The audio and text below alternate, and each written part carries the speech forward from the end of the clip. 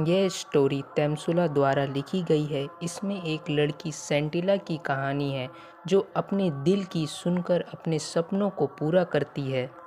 मैं हूं आपका SK भैया। चलो इस स्टोरी को शुरू करते हैं। एक गांव में सेंटिला नाम की एक छोटी लड़की रहती थी।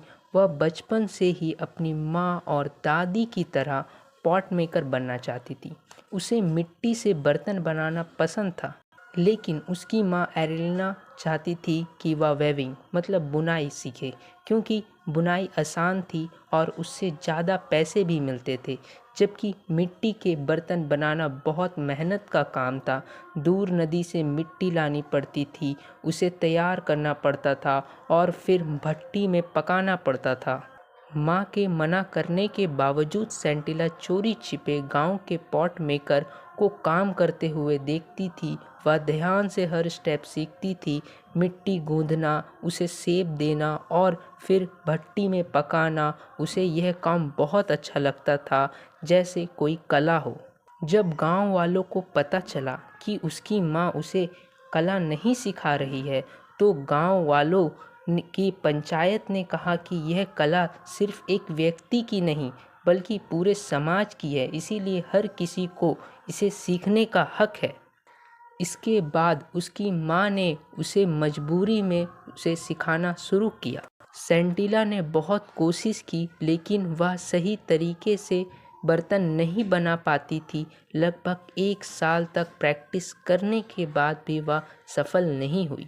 फिर उसकी मुलाकात ओलुना नाम की एक दयालु महिला से हुई। ओलुना ने उसे प्यार से सिखाया और कहा कि वह अपनी माँ के हाथों को ध्यान से देखे। एक दिन उसकी माँ ने उसे अकेले बर्तन बनाने के लिए छोड़ दिया। पहले तो सेंटिला डर गई, लेकिन फिर अचानक उसे समझ आने लगा कि कैसे करना है। फिर उसने एक के बाद एक बहुत सारे बर्तन बना दिए, लगभग अपनी माँ जितने अच्छे। जब वह खुश होकर अपनी माँ को बताने गई तो उसे ने देखा कि उसकी माँ मर चुकी थी। यह बहुत दुखद पल था। अगली सुबह जब उसकी माँ शरीर बाहर ले जाने लगे, सेंटिला उसके पीछे दौड़ी रोती हुई।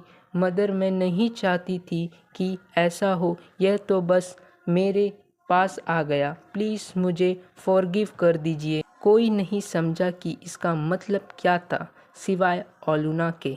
लेकिन बाद में ओलुना ने देखा कि वह 2 एक जैसे बर्तन रखे हुए थे, बहुत सारे, एक माँ के और एक सेंटिला के। अब कोई फर्क नहीं कर सकता था कि कौन सा किसने बनाया है। A new pot maker was born। इसका मतलब है कि सेंटिला अब पूरी तरह से एक कुशल कुमार बन चुकी थी और उसने अपनी परंपरा को आगे बढ़ाए रखा। यही थी हमारी स्टोरी। मैंने इसके इम्पोर्टेंट क्वेश्चन आंसर डिस्क्रिप्शन में डाल दिए हैं। अगर तुम्हें वीडियो अच्छी लगी हो तो लाइक और सब्सक्राइब कर देना। हम मिलते हैं नेक्स्ट वीडियो में। Bye bye.